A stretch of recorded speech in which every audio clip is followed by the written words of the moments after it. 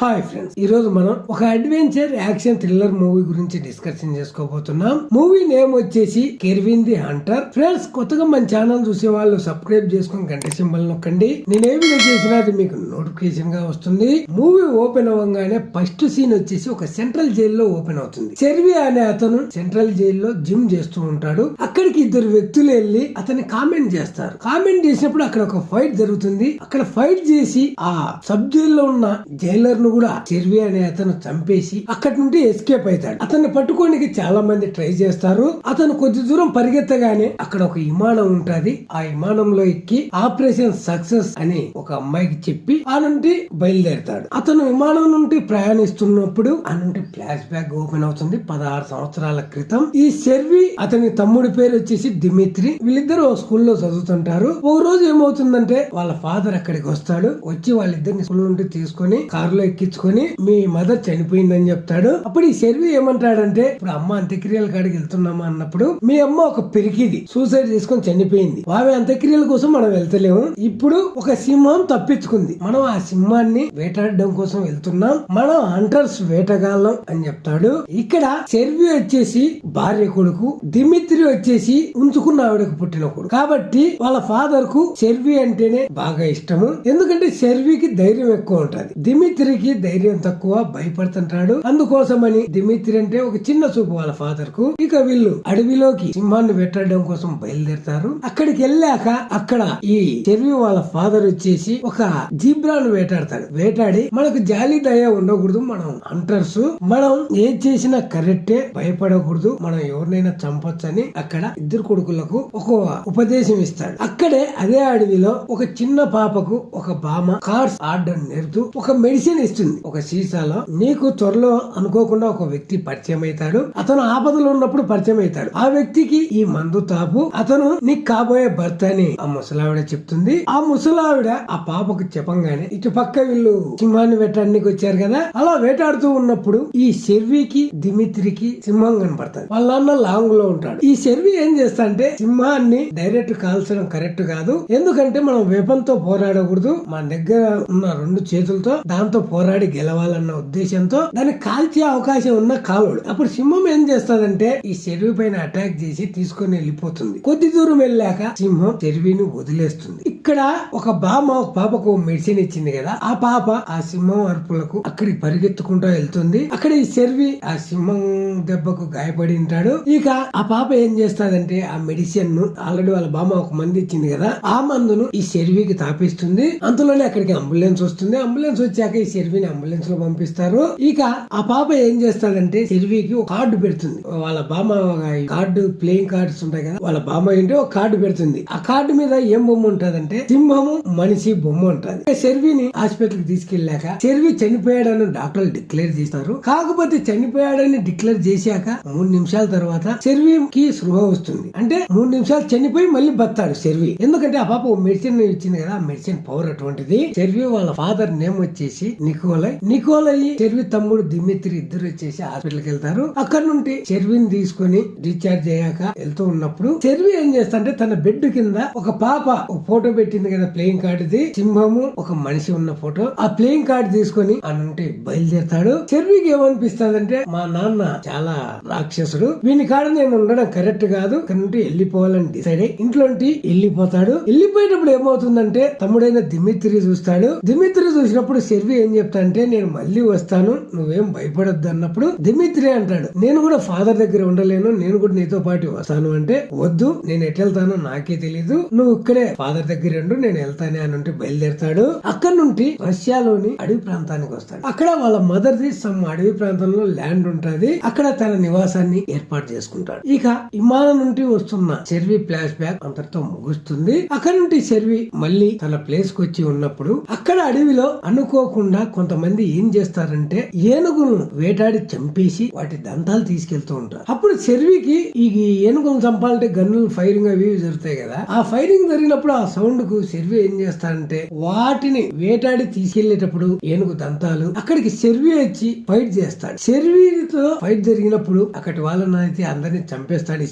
చెర్వి ఏం చేస్తాడంటే సిటీకి వస్తాడు. అసలు ఈ ఏనుగు దంతాలతో ఈ జంతువుల చర్మాలతో బిజినెస్ చేస్తున్నది ఎవరు, ఎందుకు చేస్తున్నారు, డబ్బు కోసం చేస్తున్నారు కాబట్టి వాళ్ళందరినీ చంపేయాలి అని షెర్వి డిసైడ్ అవుతాడు. అక్కడ నుండి సిటీకి వచ్చినప్పుడు సిటీకి రాగానే ఒక చోట టీవీ చూసేటప్పుడు అక్కడ ఈ షెర్వికి ఒక లాయర్ కనపడుతుంది. ఆ లాయర్ దగ్గరికి షెర్వి వెళ్తాడు. షెర్వికి ఆ లాయర్ కనపడింది కదా, ఆ లాయర్ ఎవరో అయింటారు. స్టార్టింగ్ లో సింహం దాడి నుంచి షెర్విని షేప్ చేసింది కదా ఒక పాప, ఆ పాప ఏంటది పెరిగి పెద్దగా ఏంటది. ఆ పాప పేరు కెలిప్సో దగ్గరికి షెర్వి వెళ్ళి ఇలాగా సిటీలో అడవిలో ఉన్న జంతువుల పైన దాడి చేసి డ్రగ్స్ బిజినెస్ కానీ ఇలా చేసేటోళ్ళ లిస్ట్ మొత్తం నాకు కావాలి, నాకు నువ్వు సాయం చేయాలి అన్నప్పుడు ఇతను షెర్వియే ఆ రోజు నేను ఒక మెడిసిన్ ఇచ్చి కాపాడాను అని. కాకపోతే ఇద్దరు ఒకరికొకరు చెప్పుకోరు. ఇక అడవిలో జంతువులను చంపి వాటి దంతాలతో చర్మాలతో వ్యాపారం చేస్తున్న వ్యక్తి పేరు వచ్చేసి రేనో. ఆ రేనో ఏం చేస్తాడంటే తన వ్యాపారానికి అడ్డొచ్చిన షెర్విని ఎలాగైనా అంతం చెయ్యాలి అని తన మనుషులతో డిస్కషన్ చేసి షెర్విని చంపాలి అంటే మన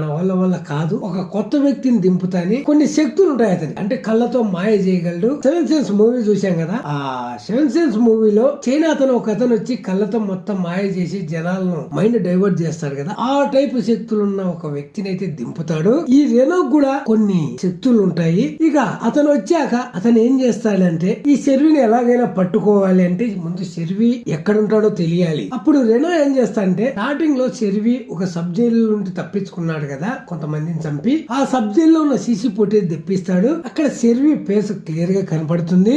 ఇక రేనో ఏం చేస్తాడంటే తను ఒక మంచిని దింపాడు కదా, అతనికి షెర్వి ఫోటో ఇచ్చి ఎలాగైనా పట్టుకో వాడిని అంతం చేయని చెప్తాడు. ఇటు పక్క షెర్వి వాళ్ళ ఫాదర్ నికోలై ఉన్నాడు కదా, నికోలై ఏం చేస్తుంటాడంటే డ్రగ్ స్మగ్లింగ్ చేస్తుంటాడు. నికోలై దిమిత్రికి ఒక పబ్బు పెట్టించింటాడు, బార్ టైపు. ఆ బార్ లోనే అన్ని డీలింగ్ జరుగుతూ ఉంటాయి. ఓ రోజు ఏమవుతుందంటే ఆ బార్ లో ఈ దిమిత్రి పాట పాడతాడు. పాట పాడినప్పుడు అక్కడికి నికోలై కూడా వస్తాడు. వచ్చి ఈ నికోలై దిమిత్రిని తిడుతూ ఉంటాడు, నువ్వు సచ్చోడివి మెతకొడివి, నీకు ధైర్యం లేదని. అంతలో ఏమవుతుందంటే కొంతమంది ఈ నికోలై దిమిత్రి పైన అటాక్ చేస్తారు. కాకపోతే వాళ్ళిద్దరు సేఫ్ అవుతారు. అప్పుడు దిమిత్రి తండ్రైన నికోలైతో అంటాడు, నీ వల్లే నా పబ్బు మొత్తం నాశనమైంది అన్నప్పుడు ఇట్లాంటి ఈ పబ్బులు ఎన్ని కాలంలో నేను పెట్టగలను, కాకపోతే నువ్వు ధైర్యంగా ఉండాలి అని ఆడ నికోలై దిమిత్రిని తిట్టి అని వెళ్ళిపోతాడు. ఈ దిమిత్రి ప్రతి బర్త్డే కి షెర్వి వస్తుంటాడు. అలాగే దిమిత్రి బర్త్డే వచ్చినప్పుడు షెర్వి అక్కడికి వస్తాడు. వాళ్ళందరూ కలిసి పార్టీ గ్రాండ్ గా చేసుకుంటారు.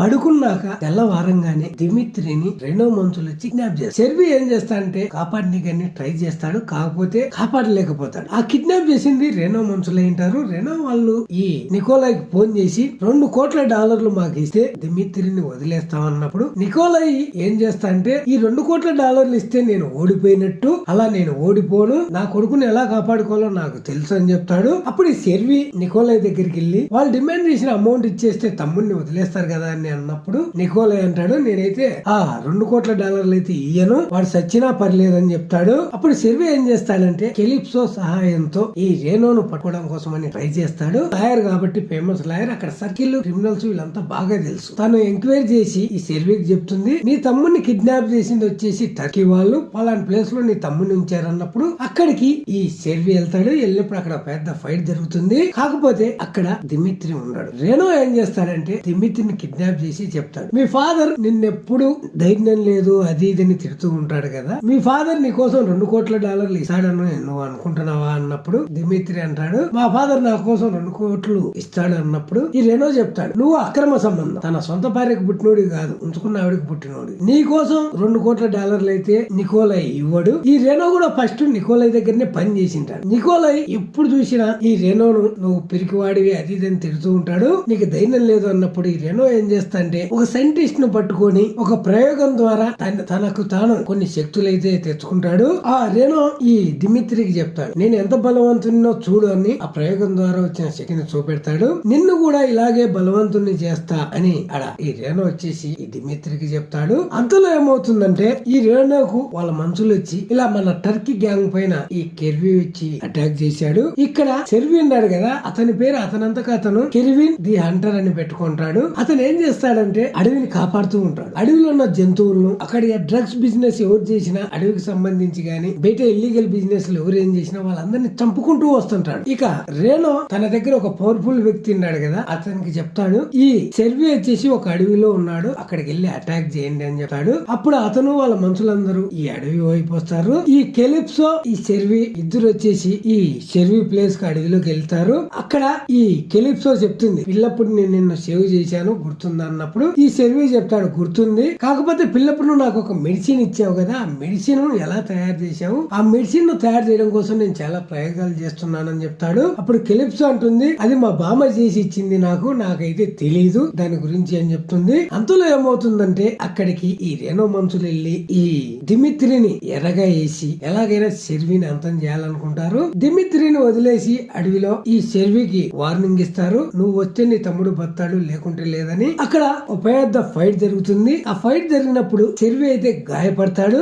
అప్పుడు కెలిప్సో వచ్చి సెర్వీని సేవ్ చేస్తుంది. ఈ రేనో పవర్ఫుల్ శక్తులు ఉన్నాయి కదా, ఒక అతను దింపింది కదా, అతని ఈ కెలిప్సో చంపేస్తుంది. ఇక సెర్వీ చావు బతుకుల్లో ఉంటాడు. అప్పుడు ఈ కెలిప్సో తన దగ్గర ఫస్ట్ ఒక మెడిసిన్ ఇచ్చింది కదా, ఆ మెడిసిన్ ఇచ్చి కాపాడుతుంది. ఇది మా వారసత్వంగా వస్తున్న మెడిసిన్, దీన్ని తయారీ విధానం ఎవరికంటే వాళ్ళకి చెప్పమని అక్కడ సెర్వీని సేవ్ చేసి ఆ మెడిసిన్ ఇచ్చి ఇక ఆ నుండి ఒక పెద్ద ఫైట్ జరుగుతుంది. ఆ ఫైట్ జరిగినప్పుడు ఏమవుతుందంటే ఈ రేనో ఉన్నాడు కదా, రేనో కొన్ని శక్తులు ఉన్నాయి కదా, ఆ శక్తుల ద్వారా పెద్ద ఫైట్ జరుగుతుంది. అతను ఒక మృగంలా మారుతాడు. ఈ సెర్వీ కూడా ఆల్రెడీ బలవంతుడు కాబట్టి అతను కూడా కొన్ని శక్తులు ఉంటాయి. ఫైట్ చేసి రేనోనైతే అంతం చేస్తాడు. ఇక రేనోను చంపేశాక ఈ సెర్వీ ఏం చేస్తాడంటే వాళ్ళ ఫాదర్ దగ్గరికి వెళ్తాడు. ఎందుకు వాళ్ళ ఫాదర్ దగ్గరికి వెళ్తాడంటే వాళ్ళ ఫాదరే ఈ దిమిత్రి కిడ్నాప్ కారణం, ఈ రేనోను ఈ సెర్వీ పైకి వదిలింది, ఇదంతా చేసింది వాళ్ళ ఫాదరే. ఇదంతా తెలిసి ఫాదర్ దగ్గరికి వెళ్ళినప్పుడు వాళ్ళ ఫాదర్ అయిన నికోలై ఏం చేస్తాడంటే, నీకంతా నిజం తెలిసిపోయిందా, నీ పైకి